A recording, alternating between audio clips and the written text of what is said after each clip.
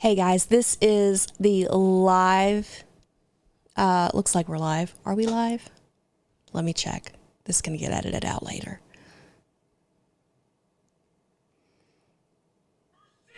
Nope. We don't want that, the sound. Looks like, are we live? I don't know. It looks like we're live. Okay, so this is the live devotion for today. We're not going to be necessarily checking the chat. I see that, Geek Devotions. So because we had some technical issues happen, and this was the best way to record it. Apparently my audio is a bit hot. We've gone from one extreme to the other. Dallas, how is that? Is that better? Better? Good. Okay, good. It sounded hot to me, but I thought it was just because I'm sensitive to sound.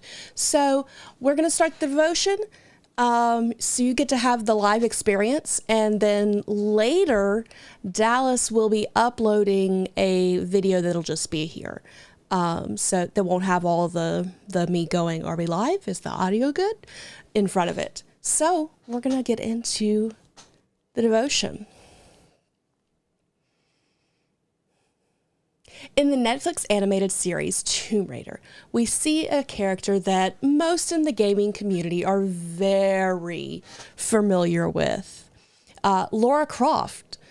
And throughout the series, we see Lara dealing with a lot of grief. And I use the phrase dealing with loosely, because Lara is completing adventures, throwing herself into danger, running from everyone who loves her because she's scared of losing them. Today on Geek Devotions, we're going to be talking about how there is a time for everything.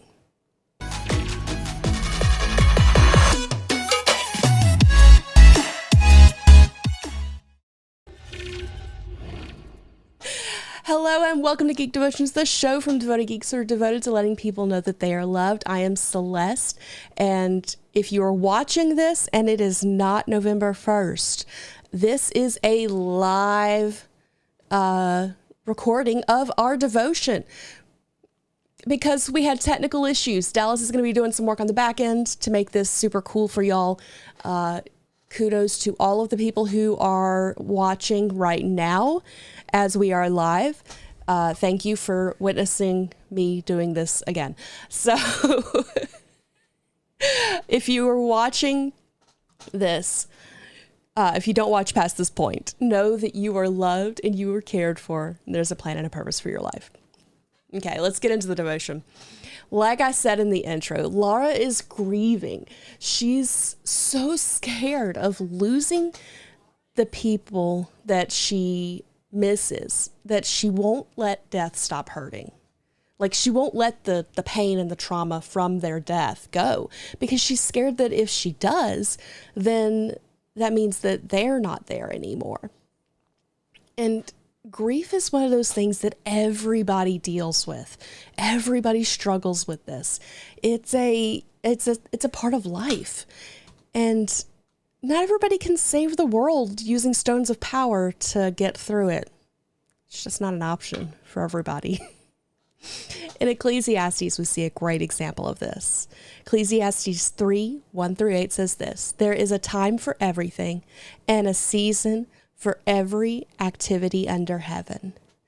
A time to be born and a time to die, a time to plant and a time to uproot, a time to kill and a time to heal, a time to tear down and a time to build, a time to weep and a time to laugh, a time to mourn and a time to dance, a time to scatter stones and a time to gather them, a time to embrace and a time to refrain from embracing, a time to search and a time to give up, a time to speak or to keep and a time to throw away, a time to tear and a time to mend, a time to be silent and a time to speak, a time to love and a time to hate, a time for war and a time for peace."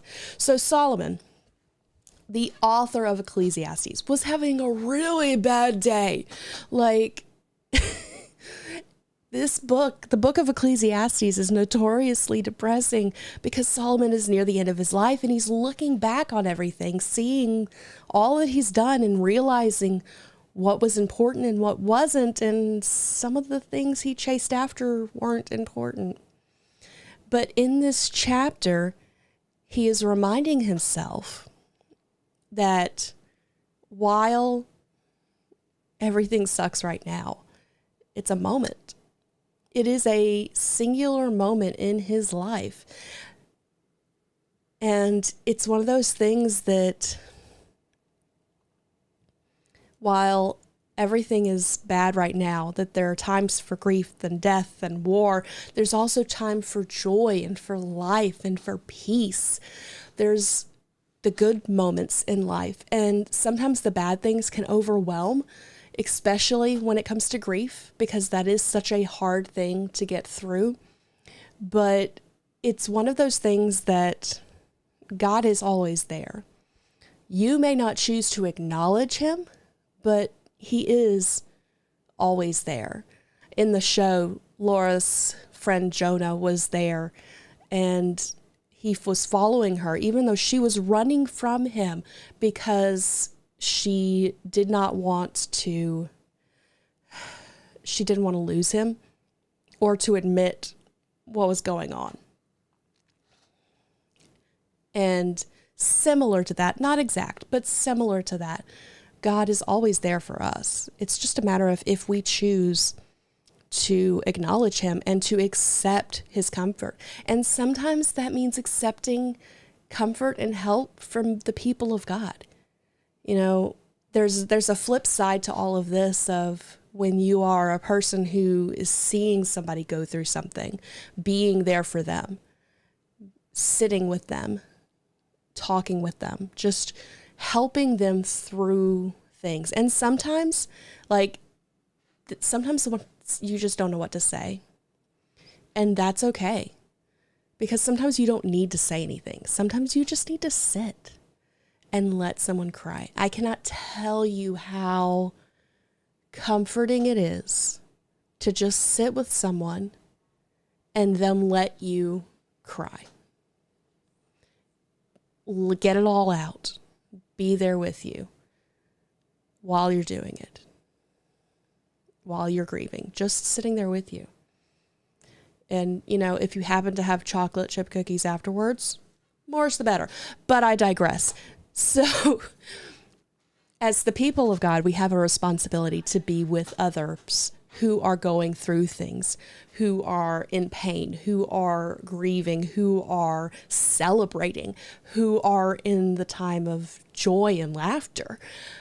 But there's also a onus on us when we are the people who are going through things of accepting the help and accepting that somebody wants to be there for you. And it's really God and then the people of God. If they're doing it right, they want to be there. Okay, so that's the part. Hello, there is a lot of people here. Hi, Judah Emery. So we are recording a devotion that is going to get edited and uploaded later. Not really reading the chat. I'm so confused. Okay, I'll read the chat here in a minute. Let me get back to finishing up the devotion. So we're going to give it a second and then Dallas can cut back in.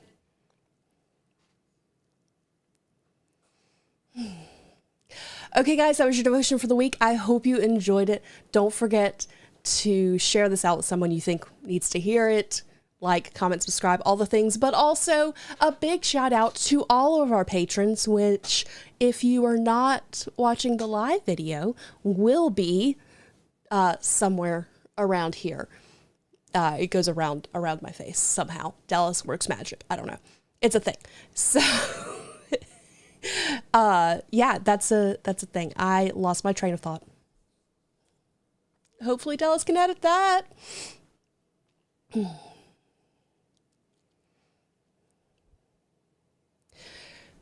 And don't forget that for as little as $1 a month, you can be one of those devoted patrons and help us do what we do as well as we do it. Also, if you can't afford to support us, we get it, we understand, but there are things you can do, like watching our videos all the way to the end. You can like and comment. That helps. You can share the videos. And the biggest thing that helps is pray for us. We need prayer all the time, so we would always appreciate that. I need to stop looking at the chat.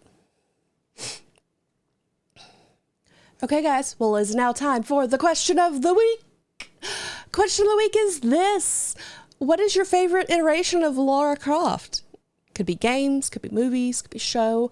I really enjoyed the new Netflix show, but my favorite Lara Croft is the Angelina Jolie one. I know that's not hugely popular, but that is my favorite. So, okay, guys. Well, with all that being said, stay devoted. Peace and love. Blah. Okay, there we go. We have... Gonna stop the recording. Let me catch up on the chat, because y'all been having whole conversations while I was doing that.